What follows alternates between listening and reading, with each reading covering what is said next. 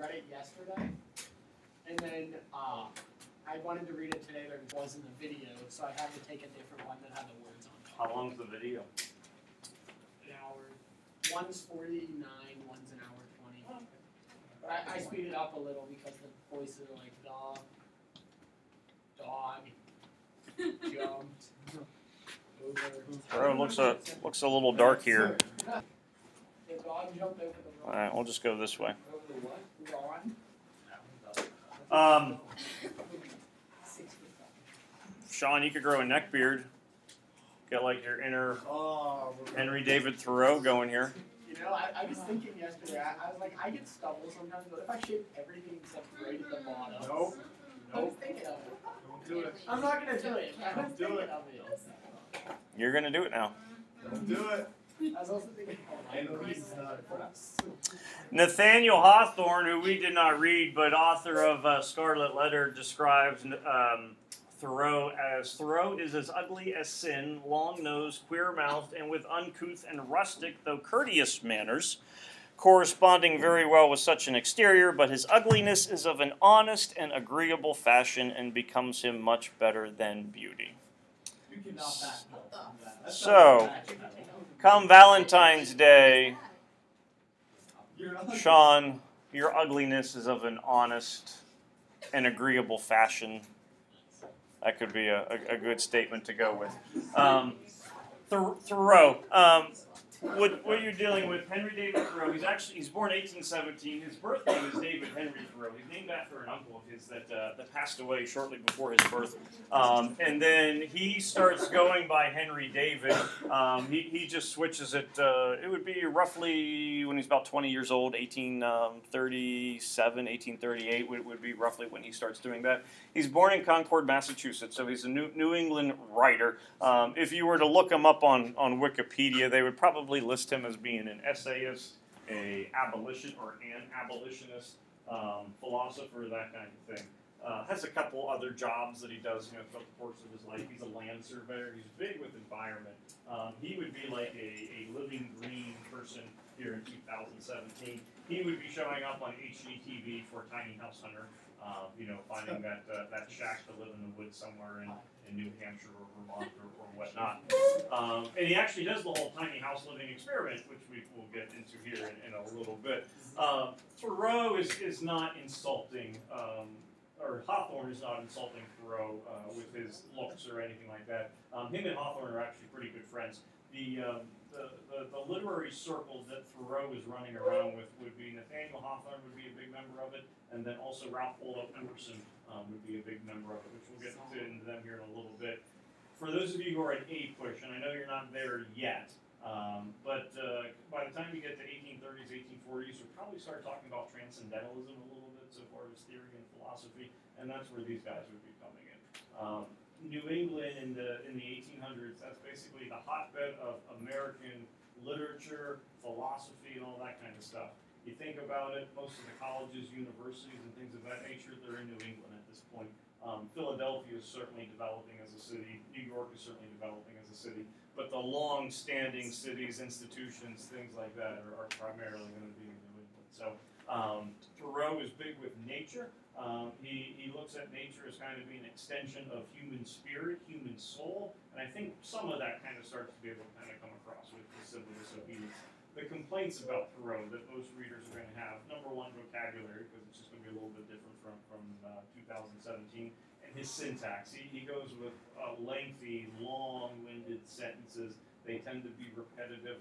I would say that's more of a byproduct of the era that he's writing in. It's not necessarily something that is just kind of Thoreau's fault. So he's kind of following the style that would be expected with that. So I wouldn't hold that part necessarily against him.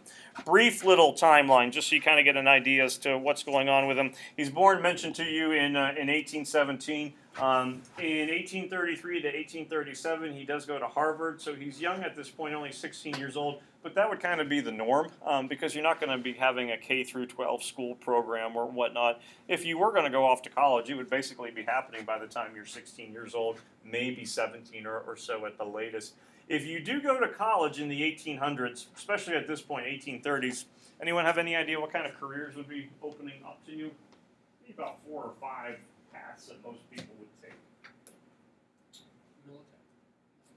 really.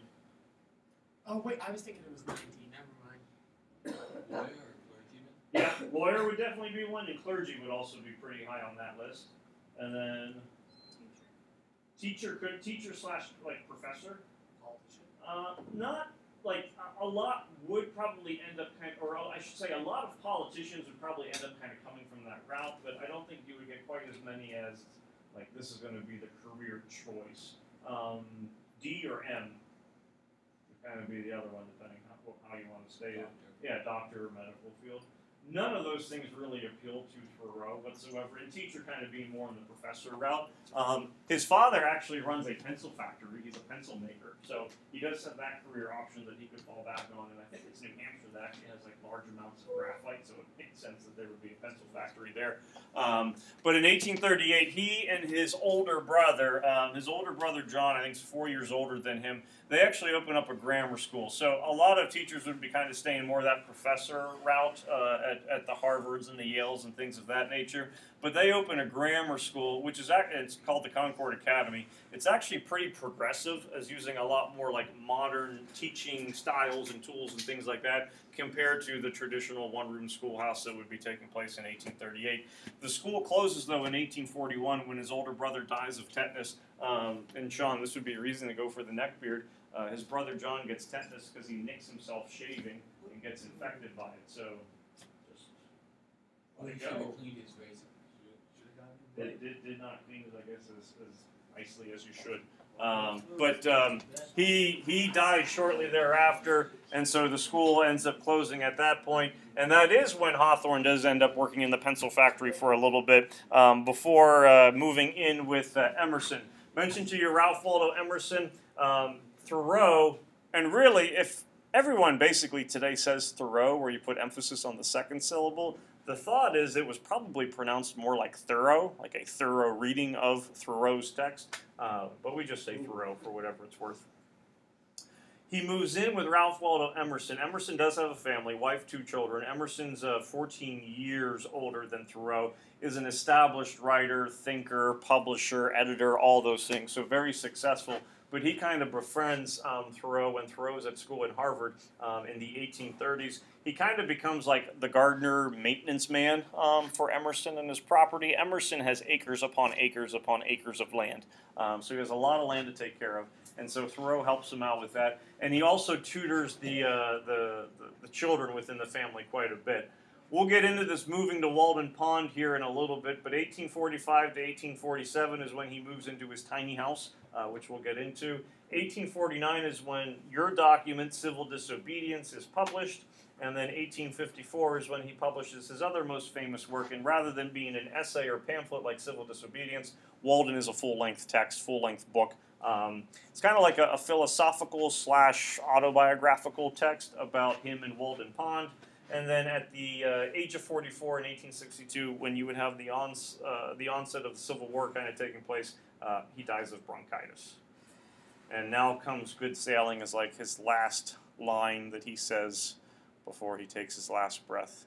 And he goes, now comes good sailing, dramatic pause, and then he says 2 words. And you'll need to know these words for when you're on Jeopardy in your later years. Moose. I hope.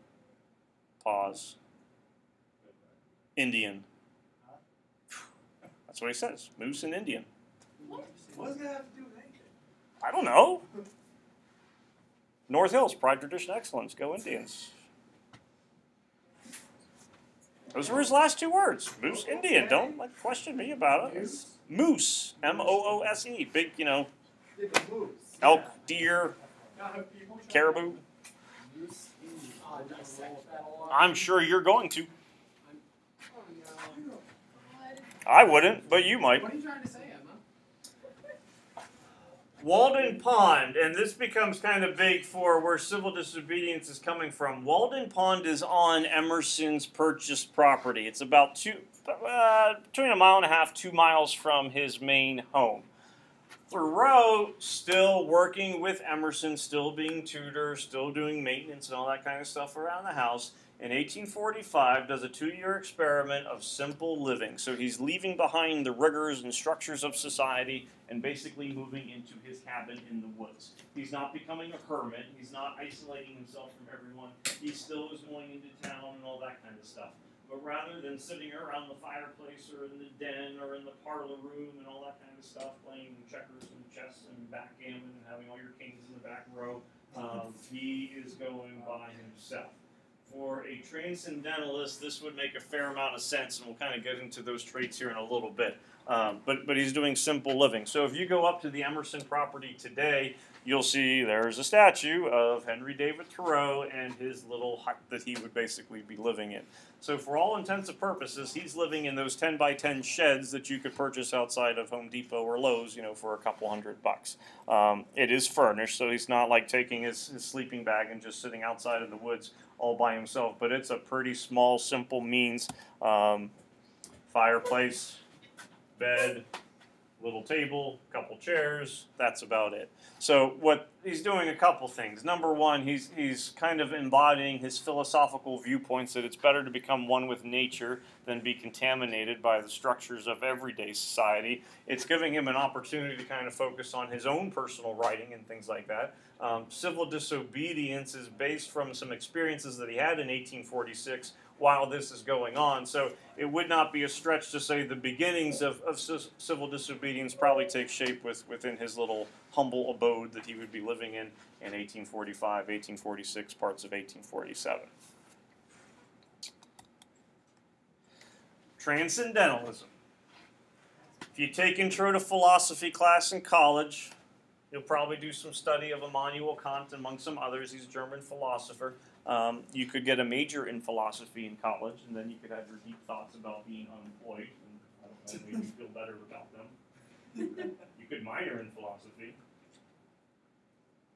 Then you'd be like me, / Shel Silverstein, / John Green, / They all somebody. I don't know. I did. Just nobody cares. Yeah. I did minor in French, until I realized I didn't really know French very well, and then switched. Bonjour. Oui. That's what I say during class. No, what I said in class was je ne sais pas. What? Je ne sais pas. Sean, I you don't don't know. understand? Yep. You're not Yep. now. Yep. Yep. Worked out very well. We haven't done the Rene Descartes joke yet. No, we I don't know if you're smart enough to get it. probably not. Do you know Rene Descartes? Yes. Yes. What? Rene Descartes on an airplane. Stewardess comes up to him and says, "Would you like a bag of peanuts?" And he says, "I think not." Disappeared. See, you got to have higher IQ for this one. Sean, how do you say, I don't think so, in French? Je ne sais pas would be close enough. Descartes, Sean says, "I think, therefore I am." So since he said, "I think not," he disappeared. That was bad. I think therefore I am. Immanuel Kant, transcendentalism, the whole idea is that this is an alternative viewpoint to John Locke's sensationalism. And I think some of you are probably familiar with Locke a little bit, whether it's world history or whatnot, he'll come in. Locke has an essay concerning human understanding published in 1690, where basically his argument would be, and I forgot to change my spelling of vestial, so that should be vessel, that the body is an empty vessel, and so you begin to form your views, personalities, and all that kind of stuff based on external factors, things that you can see, touch, taste, feel, all that kind of stuff. So if it is a sense, one of the 5 senses, that what goes into making you. So you're basically an empty slate, and all these experiences make who you are. Transcendentalism would take the opposite, where you should not be influenced by these outside, whether it be feelings, peers, could be laws, political systems, could be organized religions and things of that nature. But transcendentalists would look at it that you find peace from the inner spiritual, mental essence of the human, not from outside religions and beliefs and things like that. So peace, satisfaction are going to come from within a person, and that is best going to happen when you are hopefully in nature in solitude. Because nature is like this physical, external part of the human soul. You're away from those structures of society, so you can't be corrupted by those outside forces. So when it comes to formal religion, politics, laws, taxes, Thoreau tends to be fairly upset with them. He makes a comment that he doesn't like the fact that churches can tax the people. If you're going to allow the churches to tax people, then maybe you should allow the schoolmaster to be able to tax people as well. Irony of today's world is churches don't tax people anymore, but the schools do tax people. But any kind of structured outside force would be something that he's going to have a little bit of an issue with. Mentioned to you, Wikipedia would call him an abolitionist, would call him an essayist, a philosopher. Some people would go so far as to call him an anarchist. When he starts talking about that government is best, which governs least or governs not at all, I think that's probably a little bit of exaggeration or hyperbole. He still is okay with government so long as government is not infringing upon the rights of other people or making someone do what he or she does not want them to. Slavery is a big issue for Thoreau. He cannot support any government that supports slavery. Now, he lives in a northern state, so you do not have slaves. But if you have a lot of like textile business, for example, in New England, where are they getting a lot of the goods, a lot of the cotton, a lot of the raw materials? That's going to be coming from the South. So by still participating in commerce with those southern states, he would say you're still supporting slavery. So he's going to have an issue with that. So Massachusetts state government, federal government that's getting involved in things that he does not agree with, such as the Mexican-American War, those are going to be issues that he's going to have. So what does he do? He stops paying his taxes. So in 1842, he stops paying taxes, and he gets arrested for it in 1846. He's doing an errand in town. The tax collector is basically the sheriff, Sam Staples, and goes, Thoreau, you're going to jail. Technically, he probably should not have been arrested. They should have taken goods of his that would basically make up what his tax bill would have been, and he would have had enough stuff. Probably would have been a book collection that they would have to auction off, but he goes to jail. One of his main oppositions is the Mexican-American War. This is where Thoreau's logic does get a little skewed. He stops paying taxes in 1842. Mexican-American War doesn't start until 1846. So he was a fortune teller who knew they were going to get into a war, or has other reasons and beliefs as to why he's going to stop paying his taxes. Spends the night in jail. Somebody pays his tax bill for him. The assumption is that it is an aunt of his, Maria Dunbar, I think was her name, but no one knows for sure who ultimately pays the tax bill. The sheriff actually opens up the cell and lets him leave, and he goes, nope, I'd rather stay in jail. This is an unjust place, and this is a better place for me to be. So that night in 1846 ends up kind of being the impetus for him writing Civil Disobedience, which gets published 3 years later. So he's motivated to compose the essay based on that night in jail, and certainly in part with his disgust with slavery, Mexican-American War, and just his whole belief about if a government is infringing upon your personal rights, you need to do something about it. And there is a little bit of civil disobedience that runs through his family. His grandfather on his mother's side leads the first organized student protest in the American education history. 1766, Harvard has a revolt because their butter is rancid. Asa Dunbar stands up. Behold, our butter stinketh. And they boycott the food. And they almost get expelled for butter. Would we get expelled here? Well, there was the great lunch boycott of, I don't remember what year that was. Right here. Yeah, it's like 2000, I don't know, maybe 11 or so. Why? What happened? Oh, I don't remember. I think it was like lunch prices went up and then like ranch went away. Fries were something. They raised the price of the fries. Everybody boycotted on pizza days. Well, I didn't boycott. I was hungry. And somehow the world kept spinning. I want the big cookie back. It's official. was back. Who's in? All you gotta do is stand up and go, "Behold, our butter stinketh," and maybe you'll start a revolt. It's like, what are we gonna do it? I don't know. It might happen.